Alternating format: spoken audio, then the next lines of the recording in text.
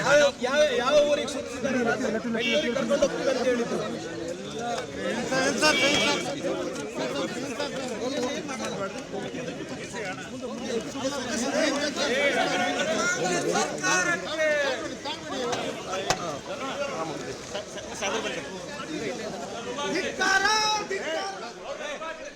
City Ravi ಅವರನ್ನು ಭೇಟಿಯಾಗಿದ್ದಾರೆ BJP ರಾಜ್ಯಾಧ್ಯಕ್ಷ ವಿಜಯೇಂದ್ರ.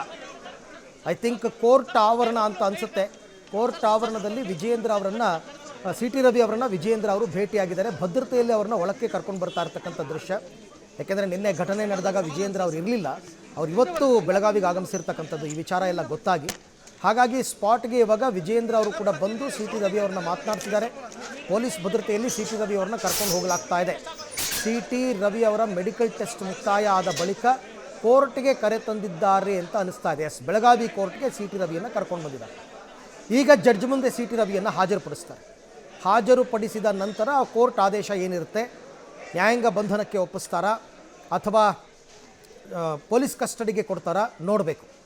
ನ್ಯಾಯಾಂಗ ಬಂಧನಕ್ಕೆ ಒಪ್ಪಿಸಿದರೆ ಅವ್ರನ್ನ ಬೆಳಗಾವಿ ಕೇಂದ್ರ ಕಾರಾಗೃಹ ಹಿಂಡಲಗ ಜೈಲಿಗೆ ಕರ್ಕೊಂಡು ಹೋಗ್ತಾರೆ.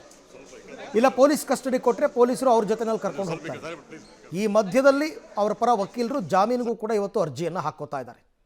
ಕೋರ್ಟ್ ಆವರಣಕ್ಕೆ ವಿಜಯೇಂದ್ರ ಅವರು ಕೂಡ ಬರ್ತಾ ಇರೋದನ್ನ ಗಮನಿಸ್ತಾ ಇದ್ದೀರಾ.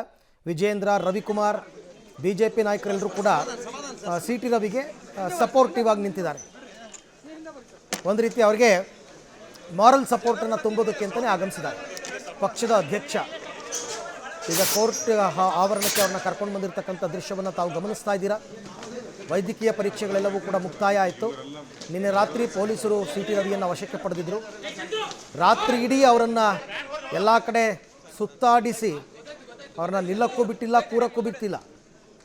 4-5 ಜಿಲ್ಲೆಗಳು, 7-8 ಪೊಲೀಸ್ ಸ್ಟೇಷನ್ ಲಿಮಿಟ್ಸ್ ಎಲ್ಲ ಆಗಿ ಕೊನೆಗೆ ಇವಾಗ ಅವ್ರನ್ನ ಕೋರ್ಟ್ ಮುಂದಕ್ಕೆ ಕರ್ಕೊಂಡು ಬಂದಿದ್ದಾರೆ. ಇನ್ನೇನು 10:24, 10:00ವರೆಗೆಲ್ಲ ಕೋರ್ಟ್ ಕಲಾಪ ಆರಂಭ ಆಗುತ್ತೆ. ಆರಂಭ ಆದ ನಂತರ ಕೋರ್ಟ್ ಮುಂದೆ ಇವ್ರನ್ನ ಪ್ರೊಡ್ಯೂಸ್ ಮಾಡಿದಾಗ ಕೋರ್ಟ್ ಏನು ಆದೇಶವನ್ನು ಕೊಡುತ್ತೆ ಅಂತಕ್ಕಂಥದ್ದನ್ನು ಕಾದು ನೋಡಬೇಕು. ಕೆಲವೇ ಕ್ಷಣದಲ್ಲಿ ಗೊತ್ತಾಗುತ್ತದೆ ಮುಂದೇನು ಅನ್ನುವಂಥದ್ದು. ನ್ಯಾಯಾಂಗ ಬಂಧನಕ್ಕೆ ಒಪ್ಪಿಸುವಂಥದ್ದು ಕೆಲವು ಸಂದರ್ಭಗಳಲ್ಲಿ ಜಾಸ್ತಿ ಆಗುತ್ತೆ. ಆ ಥರ ಏನಾದರೂ ಆದರೆ ಕೋರ್ಟ್ನಿಂದ ನೇರವಾಗಿ ಹಿಂಡಲಗ ಜೈಲಿಗೆ ಕರ್ಕೊಂಡು ಹೋಗ್ತಾರೆ ಸಿಟಿ ರವಿಯನ್ನು. ಯಾಕೆಂದರೆ ಅರೆಸ್ಟ್ ಅಂತ ತೋರಿಸಿರೋದ್ರಿಂದ ಈ ಎಲ್ಲ ಪ್ರಕ್ರಿಯೆಗಳು ಆಗಲೇಬೇಕು. ಸೊ ಕೋರ್ಟ್ ಬಳಿಗೆ ಈಗ ಬಿಜೆಪಿ ರಾಜ್ಯಾಧ್ಯಕ್ಷ ವಿಜಯೇಂದ್ರ, ಬಿಜೆಪಿ ನಾಯಕರು ರವಿಕುಮಾರ್ ಅವರೆಲ್ಲರೂ ಕೂಡ ಆಗಮಿಸಿದ್ದಾರೆ. ವಿಧಾನ ಪರಿಷತ್ ಸದಸ್ಯರು ಆಗಿರ್ತಕ್ಕಂಥ ಸಿಟಿ ರವಿ ನಿನ್ನೆ ಸದನದಲ್ಲಿ ಅನುಚಿತ ಪದವನ್ನು ಬಳಕೆ ಮಾಡಿದ್ರು ಅನ್ನೋ ಕಾರಣಕ್ಕೋಸ್ಕರ ಲಕ್ಷ್ಮೀ ಹೆಬ್ಬಾಳ್ಕರ್ ಅವರು ದೂರನ್ನು ಕೊಡ್ತಾರೆ. ಆ ದೂರಿನ ಆಧಾರದಲ್ಲಿ ಸಿಟಿ ರವಿ ಅವರನ್ನು ಪೊಲೀಸರು ಸುವರ್ಣಸೌಧದಿಂದನೇ ಅರೆಸ್ಟ್ ಮಾಡಿ ಕರ್ಕೊಂಡು ಹೋಗ್ತಾರೆ. ನೋಡ್ತಾ ಇದ್ದಾರೆ ದೃಶ್ಯದಲ್ಲಿ ನೀವೀಗ. ಸಿಟಿ ರವಿ ಅವರ ಜೊತೆಯಲ್ಲಿ ರವಿಕುಮಾರ್ ಕೂಡ ಇದ್ದಾರೆ, ವಿಜಯೇಂದ್ರ ಅವರು ಕೂಡ ಜೊತೆಗೆ ಬರ್ತಾ ಇದ್ದಾರೆ. ಕೋರ್ಟ್ಗೆ ಈಗ ಕರ್ಕೊಂಡು ಹೋಗ್ತಾ ಇದ್ದಾರೆ. ಬೆಳಗಾವಿ ಕೋರ್ಟ್ ಮುಂದೆ ಕೂಡ ಒಂದು ಹೈ ಡ್ರಾಮಾ ಇವತ್ತು. ಹಾಗೆ ನೋಡಕ್ಕೆ ಹೋದರೆ ವೈದ್ಯಕೀಯ ತಪಾಸಣೆಗೆ ಬಳಿಕ ಕೋರ್ಟ್ ಮುಂದೆ ಹಾಜರುಪಡಿಸಿದ್ದಾರೆ. ಈಗ ಜಡ್ಜ್ ಮುಂದೆ ಹಾಜರುಪಡಿಸ್ತಾರೆ. ಇನ್ನೇನು ಕೆಲವೇ ಹೊತ್ತಲ್ಲ ಅದು ಕೂಡ ಗೊತ್ತಾಗುತ್ತೆ ಕೋರ್ಟ್ ಆದೇಶ ಏನು ಅಂತ. ಬೆಳಗಾವಿ ಕೋರ್ಟ್ಗೆ ಈಗ ಸಿಟಿ ರವಿಯನ್ನು ಕರೆ ತಂದಿದ್ದಾರೆ.